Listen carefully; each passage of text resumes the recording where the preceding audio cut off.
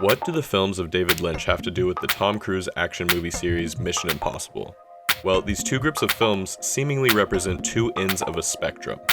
The philosophy and methodology that goes into these films' creation and how that methodology differs offers a critical insight into why these movies are the way they are.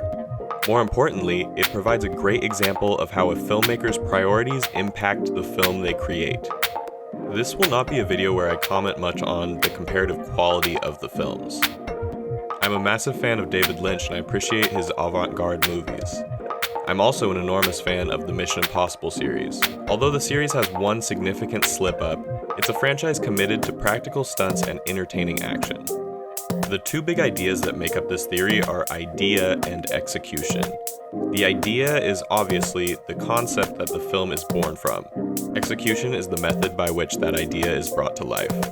David Lynch has talked a lot about ideas, and when he talks about them, he imbues them with a mystic, otherworldly quality.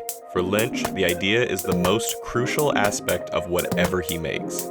He says that the idea wants to be something, and it's your job to translate it. Lynch takes an idea for a piece of furniture just as seriously as he takes an idea for a feature film. In this, we can see that his priority is staying true to the idea. On the scale of idea and execution, the idea entirely informs every aspect of his execution. Lynch's first feature film, Eraserhead, is a nightmarish tale of fatherhood that many have pondered over since its 1977 release. When talking about making the film, Lynch said, quote, "Eraserhead is my most spiritual movie. No one understands when I say that, but it is. Eraserhead was growing in a certain way, and I didn't know what it meant. I was looking for a key to unlock what these sequences were saying. Of course, I understood some of it, but I didn't know what pulled it all together, and it was a struggle. So I got out my Bible and I started reading, and one day, I read a sentence, and I closed the Bible because that was it. And then I saw the thing as a whole, and it fulfilled this vision for me 100%. I don't think I'll ever say what that sentence was." End quote. The idea that a single sentence brought clarity to the film's entire meaning is a fascinating one in and of itself. However, this quote also communicates Lynch's commitment to his concepts. He makes films and follows his ideas, sometimes before he even knows what they mean. This commitment to ideas gets you a catalog of films that some claim to be confusing and impossible to understand, and others see as niche masterpieces with rich subtexts. Developing his ideas is all that interests David Lynch. Here's him describing the importance of ideas. I think I love ideas. I like a story that's got some concrete, structure, but also holds abstractions. Life is filled with abstractions, and the way we make heads or tails of it is through intuition. And so people get used to a film that pretty much explains itself 100%, and they kind of turn off that, beautiful thing of intuition when they're looking at a film that has some abstractions. Here, Lynch uses the term abstraction, which means dealing with ideas rather than events. He has a catalog of abstractions for us to ponder, the type of movies that sit with you long after the credits roll. But what happens when the order of idea and execution are reversed?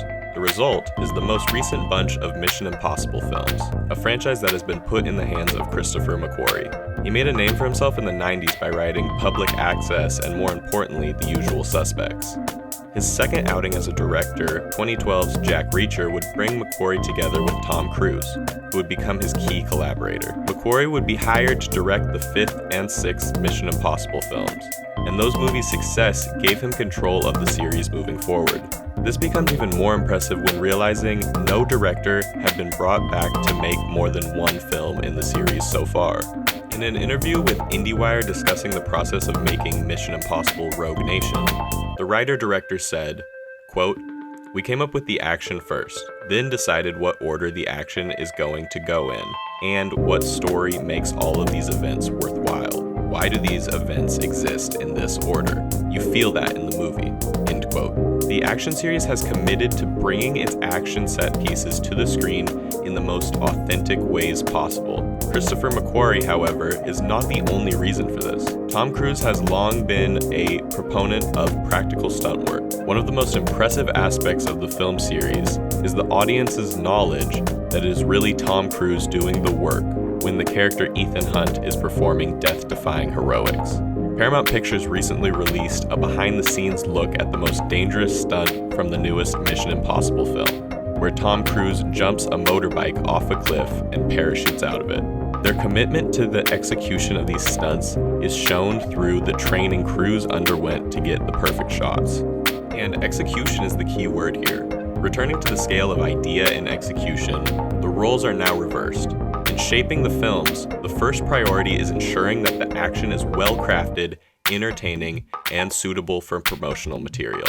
Once that aspect is covered, they build a story around the action and execution of that action. The character arcs, themes, and ideas are secondary to the action. All this is to say that the execution is entirely informing the idea of the film. In films, as in all art, the artist's intention is everything. A good audience member considers what the intention or message behind the story is. However, intention does not denote value, and the directors and creators in the discussion today exemplify this. Christopher McQuarrie and Tom Cruise intend to execute blockbuster action filmmaking with the highest level of commitment possible. They're making action movies that nearly everybody can enjoy, and movies that warrant the price of a theater ticket. Lynch, on the other hand, doesn't seem to care whether or not the people who see his films can comprehend the stories he is telling. It's important to note that I am not saying that Lynch doesn't care about the audience. I think he does. He's just not interested in holding your hand. His commitment and intentions are laid on the ideas and concepts he is developing through his art.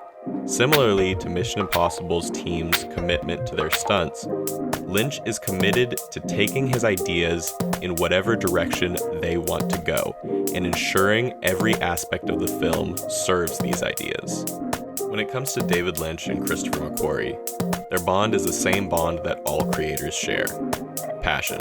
While the roads they take to show their passion to the world differ, the passion driving them is one and the same.